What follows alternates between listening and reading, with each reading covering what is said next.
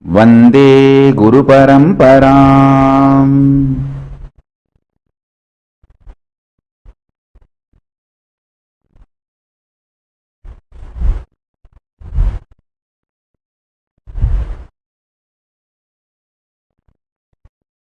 I welcome all of you with my love and respects and blessings. I welcome everyone who is here to celebrate Hindu Heritage Month in Canada.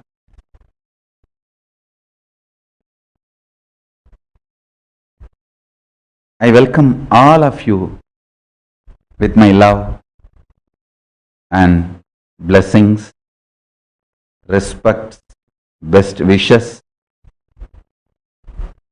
I welcome all the living Hindus and practicing Hindus all over the world, de facto Kailasians sitting with us all over the world. First thing, I wanted to sincerely thank Government of Canada for declaring December as Hindu Heritage Month in December 2016 through an act embedded in Bill 56. The province of Ontario proclaimed the month of November as Hindu Heritage Month in recognition of the immense contribution that Hindu Canadians have made across all the fields of endeavor in the province. So, I thank Government of Canada for declaring the month of November as Hindu Heritage Month. I correct myself. The month of November is actually declared as the Hindu Heritage Month by Government of Canada. I thank Government of Canada for that. And I sincerely thank Hindu Federation for celebrating this Hindu Heritage Month this November 2020. And I sincerely appreciate all the efforts taken by everyone who is part of this Hindu Federation and all the important personalities who are here today. I sincerely thank each one of you.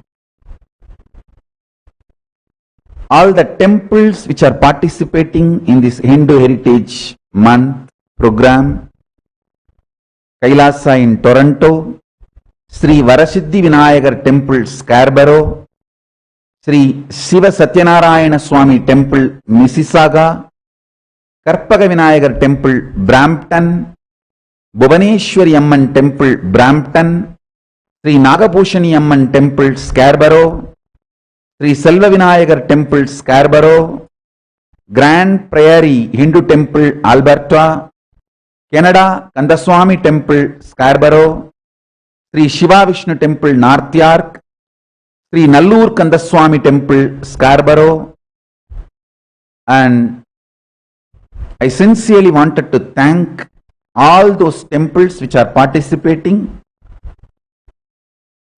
on this grand 1 month long programs, Hindu Heritage Month programs and festivities. All the leaders and parliamentarians who are here, I wanted to thank each one of you for being here on behalf of me personally and on behalf of KAILASA, the Hindu nation, and on behalf of KAILASA in Toronto. Pandit Roopnath Sharma ji, President of the Hindu Federation and spiritual leader of Mississauga's Ram Mandir, I welcome you and thank you for leading this great work great effort. Pandit Roopnath Sharma ji, thank you and welcome. I welcome you sincerely. Sri Chaitanyanandanada Saraswati, founder and spiritual leader of Sri Rajarajeshwari Temple, New York, I welcome you sincerely with my respects. Sri Logan Logendra Lingam, Chief Editor, Canada Udayan, Canada's leading Tamil newspaper, I welcome you with my love and respects. Sri Sami Appadurai, community activist, writer and speaker, I welcome you sincerely. And Salma Sahid, Member of Parliament. Miss Salma Sahid is not only Member of Parliament, our sincere well-wisher. Miss Salma Sahid, I welcome you and I remember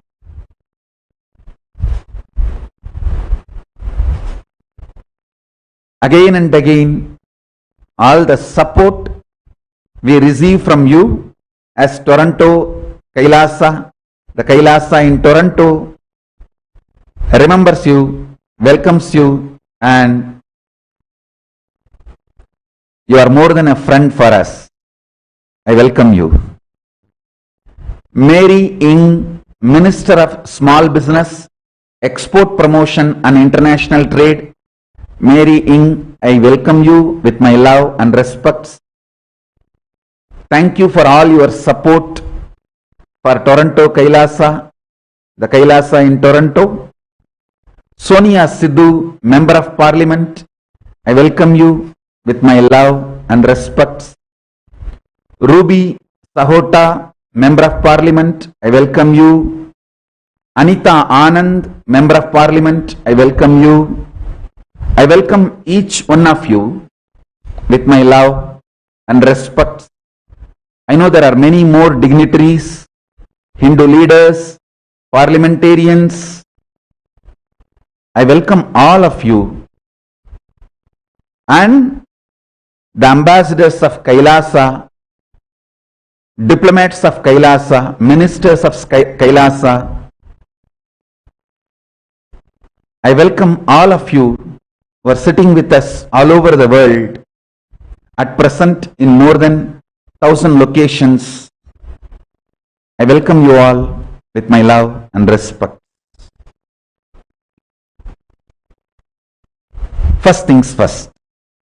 Dharmo rakshati rakshitaha. When you protect dharma, dharma protects you. When you protect dharma, dharma protects you. This is the essence of the need to protect Hindu heritage. See, Hinduism is fundamentally greater science of cosmos. Hinduism is the greater science of life. Greater science of life and absolutely life positive. Let me repeat.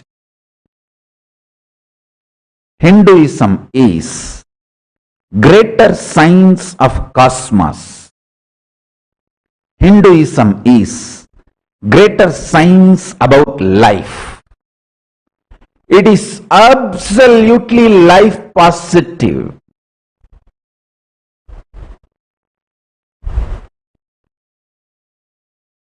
It is extremely life positive.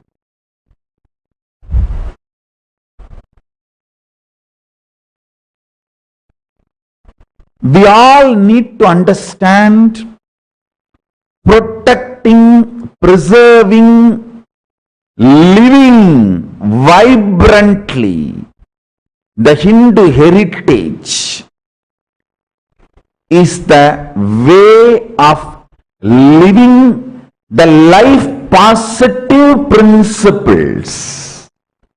Hinduism is all about life positivity. In every level, whether the individual's spiritual growth, individual's health, mental wellness, intense inspired life. In every level, Hinduism is life positive.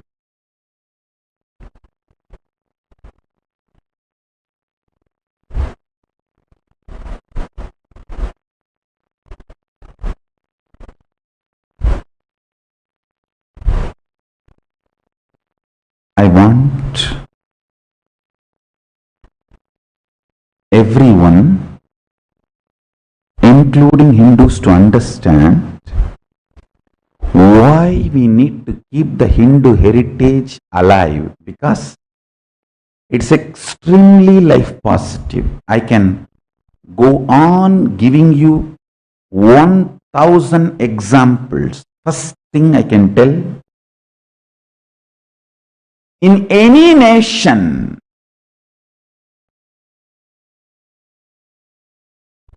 Hindus are the richest ethnic minority.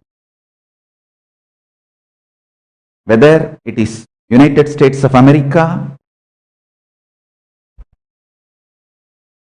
Canada, UK, Australia, Hindus are the richest ethnic minority. Please understand, every statement I am making is based on lots and lots of researches, studies, tons and tons of evidences available in the internet.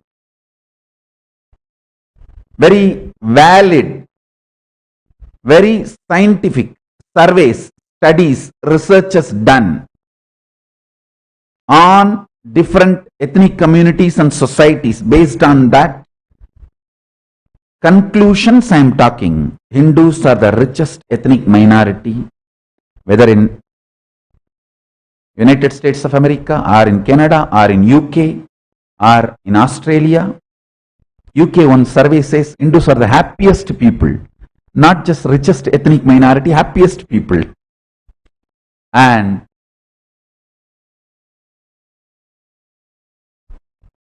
lowest divorce rate, lowest drug abuse, lowest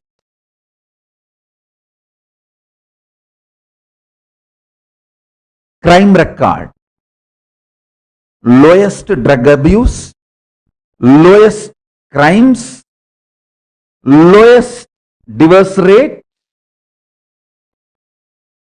richest ethnic minority, extremely contributing society.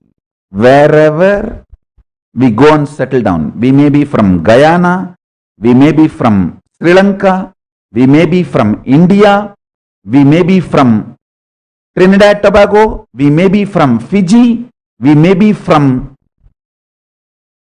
Mauritius. Our roots may be from different countries. I also wanted the whole world, all the Hindus to know.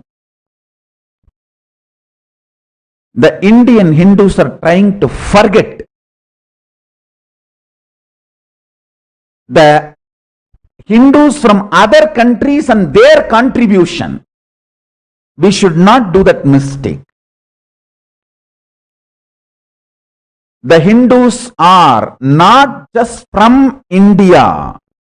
We need to know Hindus are from many countries going and settling all over the world.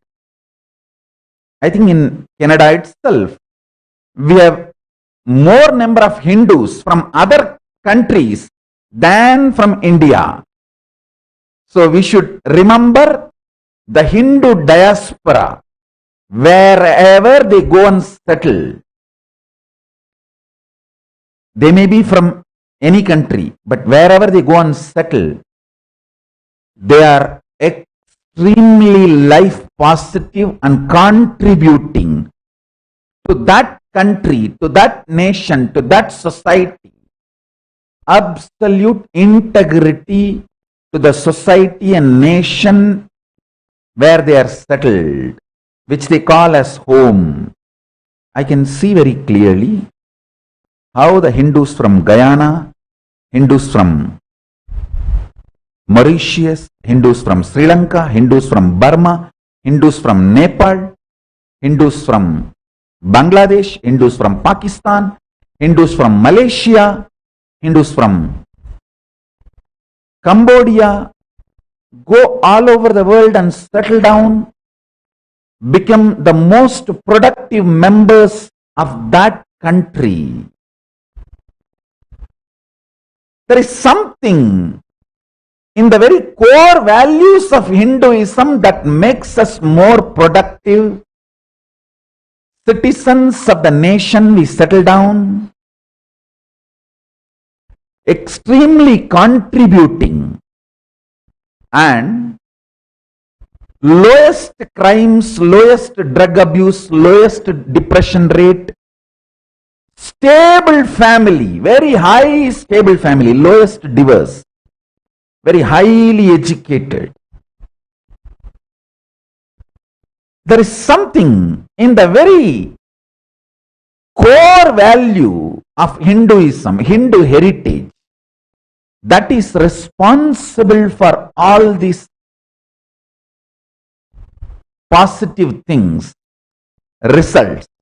We should keep that value alive and living it vibrantly, manifesting it.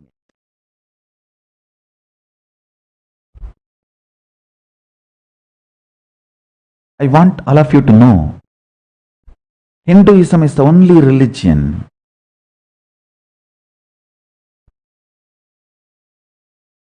the oldest, ancient, enlightenment-centric religion completely centered on greater science of life. It's a greater science of life. We should now keep the values and heritage of Hinduism,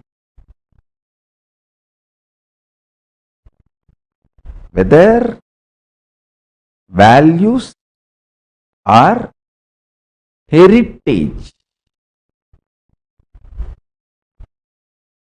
of Hinduism or lifestyle of Hinduism, anything which makes us productive, happy, blissful, contributing, life positive citizens of the nation where we settle down. The first thing, Hinduism accepts many gods and all gods. We don't have problem. We accept, celebrate many gods and all gods. I think the future religion is going to be accepting many gods or all gods.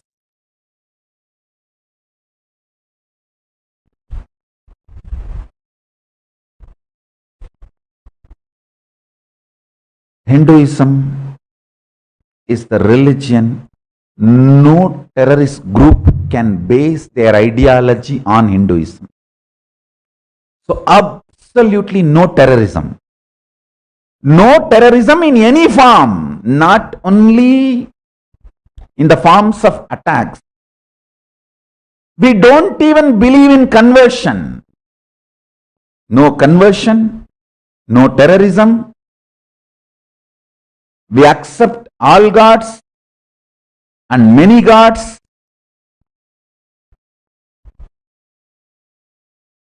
The core values of Hinduism is all about life positivity. Whether the food we eat or the dress or our thought currents or how we feel about ourselves and how we feel about life in every level, It's all about life positivity. We all need to know living Hindu heritage means living life positivity, and living the Hindu heritage is the greatest service you will do for humanity. Humanity needs extreme life positive thought currents and lifestyles. It is time we bring absolute life positive thought currents and energies in every level: social, political, economical, ideological. In every level, we need to bring extreme life positive ideas, thought currents, innovation, creativity, rooted on life positivity. Understand, this is the essence of Hinduism: innovation, creativity, contribution, rooted in life positivity. Hindus are extremely creative, innovative, contributing, established in life positivity.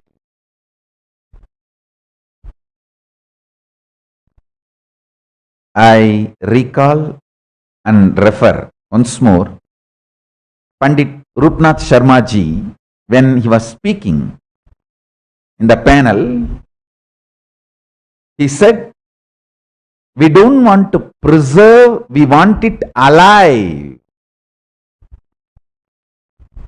He made a beautiful statement. We don't want to preserve, we want it alive, the Hinduism.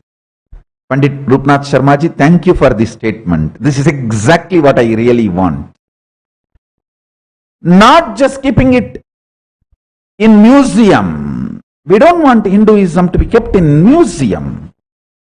It's the most ancient, enlightened civilization which has solution for all modern day human problems. The problems the human beings created in the modern day, we have solution for everything.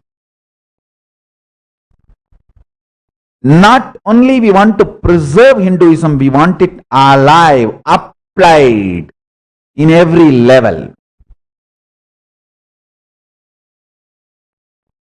The one and only way is, let us all start living it.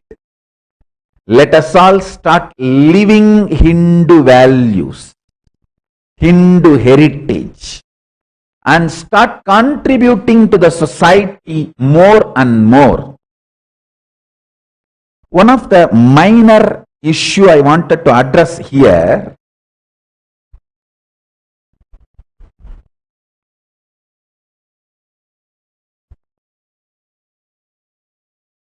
we Hindus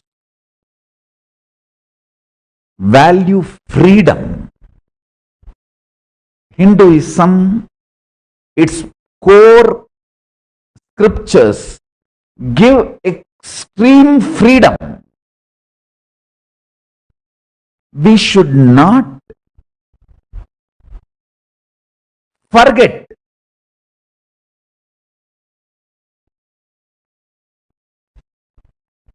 not sitting with each other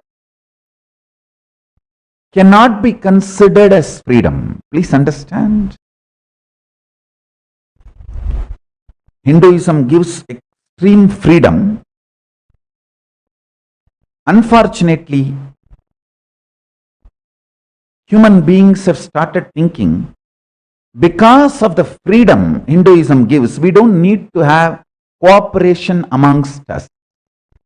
We should enjoy the freedom and have at least minimal common agenda where we all meet, cooperate, support each other to keep the Hindu heritage alive.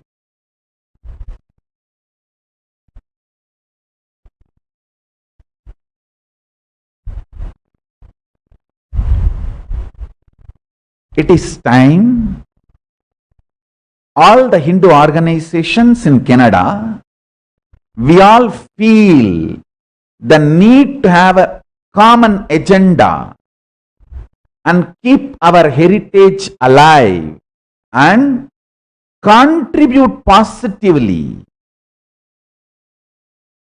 to the nation we all call as home, Canada.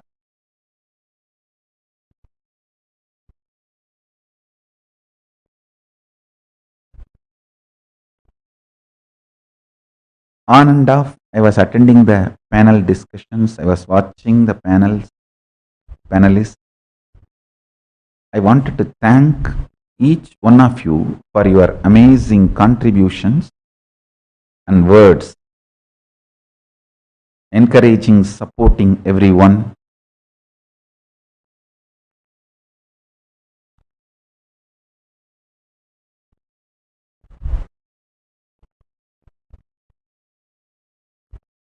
Basically, I want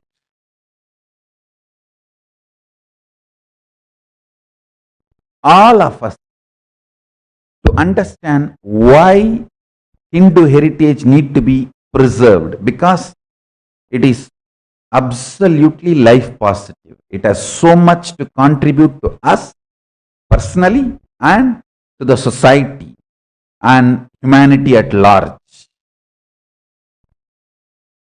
That's the first thing. Second, wherever Hindus went and settled, we are the most successful, richest ethnic minority. The reason is the core values of Hinduism makes us extremely life positive, hard-working, stable family, lowest depression, lowest suffering, lowest drug abuse. So all the positivity we enjoy due to the Hindu values should be protected and transmitted to the next generation, should be shared with the whole humanity at large. These are the reasons why the Hindu heritage should be protected. And methodology, we all should start living it in our life more and more deeply. And all the Hindu organizations, we should have minimum common agenda where we meet regularly at least once a month. I sincerely request the KAILASA in Toronto to work with all the Hindu temples and Hindu organizations, come up with some minimum common agenda where we all agree, where we all meet, where we all share, where we all compare notes. We all have minimum common understandings, like Vedas are the foundation of Hinduism. All of us agree, whether we belong to Shaivite tradition, Shakta tradition, or Vaishnavite tradition, or Ganapatya, Gaumara, any sampradaya, any tradition, we all agree Vedas are the source of Hinduism. Om is the sacred symbol. Cow is sacred. Like this, we have common minimum understanding. Based on that common minimum understandings, the common understandings, we need to come up with minimum, at least common agendas where we all agree, where we all meet, and we should start working together. That will lead to tangible and intangible good to ourselves and to the nation, both. We can contribute so much to Canada if we all work together. So, I sincerely request all the Hindu organizations, temples in Canada to take up a minimum common agenda and at least once a month meet and continue to work together and contribute to the nation Canada. I thank you all for being here, and I'll say a few words in Tamil also.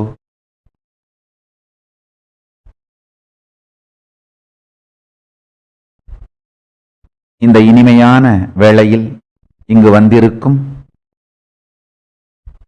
எல்லா இந்து ஆலயங்களின் தலைவர்களையும் மற்றும் முக்கியஸ்தர்களையும் வணங்கி வரவேற்பதில் மிகுந்த மகிழ்ச்சி அடைகின்றேன். இந்து பாரம்பரிய மாதம், நவம்பர் மாதத்தை இந்து பாரம்பரிய மாதமாக கனடா நாட்டில் கொண்டாடுகின்றோம். இதை இந்து பாரம்பரிய மாதமாக அறிவித்தமைக்காக கனடா நாட்டின் அரசாங்கத்திற்கு நன்றி தெரிவிக்கின்றேன். இந்து மதத்தின் பாரம்பரியம் ஏன் காப்பாற்றப்பட வேண்டும்? எந்த நாட்டில் சென்று நாம் நம் வாழ்வை அமைத்துக் கொண்டாலும் நம்முடைய வேர்கள் இலங்கையாகவோ, கயானாவாகவோ, சிங்கப்பூராகவோ, மலேசியாவாகவோ, இந்தியாவாகவோ, நேபாளமாகவோ, கம்போடியாவாகவோ, பர்மாவாகவோ இருக்கலாம். ஆனால் எந்த நாட்டில் நாம் சென்று நம்முடைய வாழ்க்கையை அமைத்துக் கொண்டாலும் அந்த நாட்டிற்கு மிகப்பெரிய பங்களிப்பை அளிக்கின்றோம். அதனாலதான் ரிச்சஸ்ட் எத்னிக் மைனாரிட்டியா அமெரிக்காவாகட்டும், கனடாவாகட்டும், இங்கிலாந்தாகட்டும், எல்லா முதல் உலக நாடுகளிலும் பட்டியல் எடுத்து பார்த்தால் ஆஸ்திரேலியாவாகட்டும், ரிச்சஸ்ட் எத்னிக் மைனாரிட்டி, செல்வச் செழிப்போடு வாழுகின்ற மக்களாக இந்துக்களாகிய நாம் அறியப்படுகின்றோம்.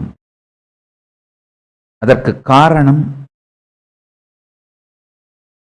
நம்முடைய பாரம்பரியம் நம்மை நமக்கும் மற்றவர்களுக்கும் பங்களிக்கின்ற நபர்களாகவே உருவாக்கி வைத்திருக்கின்றது. அந்த பாரம்பரியம், தர்மம், வாழ்க்கை முறை வாழப்பட வேண்டும், மற்றவர்களுக்கு சொல்லப்பட வேண்டும், அடுத்த தலைமுறைக்கு அளிக்கப்பட வேண்டும். இந்த மிகுந்த மிகப்பெரிய பொறுப்பை நாம் உடையவர்களாக இருக்கின்றோம்.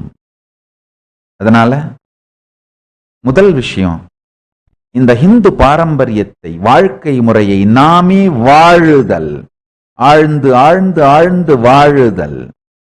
இரண்டாவதாக, நம்மை சுற்றி இருப்பவர்களுக்கும் நம்முடைய அடுத்த தலைமுறைக்கும் இதை கொண்டு செல்லுதல்.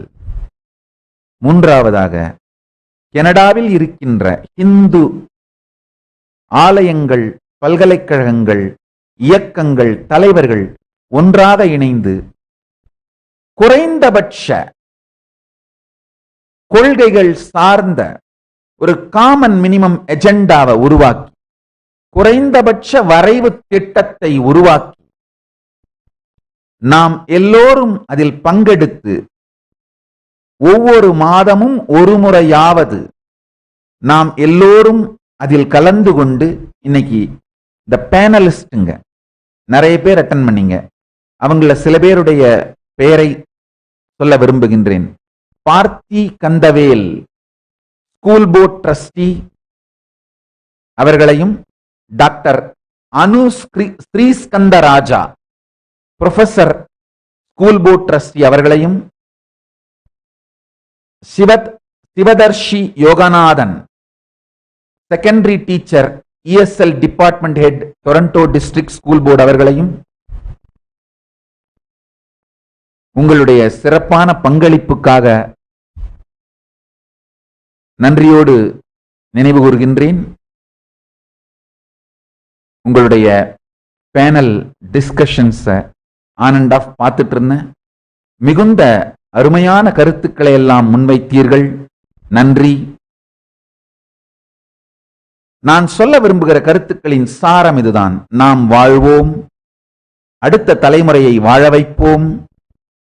ஒரு காமன் எஜெண்டா, மினிமம் குறைந்தபட்ச வரைவு திட்டத்தை உருவாக்கி கொண்டு மாதம் ஒரு முறையாவது நாம் எல்லாம் ஒன்று கூடி கலந்தாலோசித்து கனடா நாட்டுக்கு நம்முடைய பங்களிப்பை அதிகமாக்குவது, இந்து பாரம்பரியத்தை ஆழமாகவும் அகலமாகவும் வாழ்வது, ஆழமாக நாம் வாழ்வது, அகலமாக பலருக்கும் அளிப்பது, இந்த செயல்களில் நாம் ஈடுபட வேண்டும் என்று எல்லா இந்து இயக்கங்கள், கனடா நாட்டில் இருக்கும் இந்து இயக்கங்களையும் வேண்டி கேட்டுக்கொள்ளுகின்றேன். எனக்கு அளிக்கப்பட்டிருக்கும் இந்த சில மணித்துளிகளில் இந்த சில கருத்துக்களை உங்களோடு பகிர்ந்து கொள்ள விரும்புகின்றேன். பொறுமையோடு இருந்து இதை கேட்டமைக்காக உங்கள் அனைவரையும் நன்றியோடு வணங்குகின்றேன். டொரண்டோ கைலாசம் இந்த பொறுப்பை ஏற்றுக்கொண்டு ஹிந்து ஹெரிட்டேஜ் நிகழ்வை செய்தமைக்காகவும் டொரண்டோ கைலாசத்திற்கு நன்றி கூறுகின்றேன். இதை முறையாக ஒருங்கிணைப்பு செய்த உமேஷ், ஸ்ரீ ஓங்காரானந்தாவையும் வைதேகியையும் நன்றி பாராட்டுகின்றேன். இதையெல்லாம் தாண்டி, இதற்கெல்லாம் அப்பாற்பட்டு சாமி அப்பாதுரை மாடரேட்டர் அவர்களையும் நன்றி பாராட்டுகின்றேன். இந்துக்களாகிய நாம் பல ஆலயங்கள் அமைத்திருக்கின்றோம். நம் பாரம்பரியத்தை உயிரோடு வைத்திருக்கின்ற காரணத்தையும் தெரிந்து கொண்டு நாமும் வாழ்ந்து மற்றவர்களையும் வாழ வைத்து ஆர்கனைஸ்டாக ஒருங்கிணைப்போடு செயல்பட்டோமானால் தர்மோ ரக்ஷதி ரக்ஷிதா, தர்மத்தை காப்பவர்களை அது காக்கும் என்கின்ற சத்தியத்தை நாம் நடைமுறையில் வாழ்வில் அனுபவமாக உணரலாம். தொழில்துறை, பொருளாதாரத்துறை, அரசியல் துறை, சமூக கட்டமைப்புத்துறை, தனி மனித ஆன்மீக முன்னேற்றம் என்கின்ற எல்லா துறைகளிலும் நம்மால் இந்து பாரம்பரியத்தை காப்பாற்றி வைப்பதன் மூலமாக மிகப்பெரிய பங்களிப்பை அளிக்க முடியும் என்பதை புரிந்து கொண்டு அதை காப்பாற்றி வைத்து மிகப்பெரிய பங்களிப்பை அளிப்பதே நாம் நமக்கும் உலகத்திற்கும் மனித இனத்திற்கும் செய்கின்ற மிகப்பெரிய நன்மையாகும், மிகப்பெரிய சேவையாகும் என்று கூறிக்கொண்டு எல்லோரும் ஆள்போல் தழைத்து அருகுபோல் வேரூன்றி மூங்கில் போல் சுற்றம் சூழ எல்லா வளத்தோடு வாழையடி வாழையென பரமசிவ பரம்பொருளின் பேரருளால் 16 பெற்று பெருவாழ்வு வாழ ஆசீர்வதிக்கின்றேன். ஆனந்தமாக இருங்கள். I bless you all. Let's all radiate with integrity, authenticity, responsibility, enriching, causing, living and radiating the Suddha-Advaita Saivam, the state, space, powers, being, superconsciousness and KAILASA of Paramashiva. Paramashivoham, Nithyananda Paramashivoham, Om Nithyananda Paramashivoham, the eternal bliss Nithyananda. Thank you. Be blissful.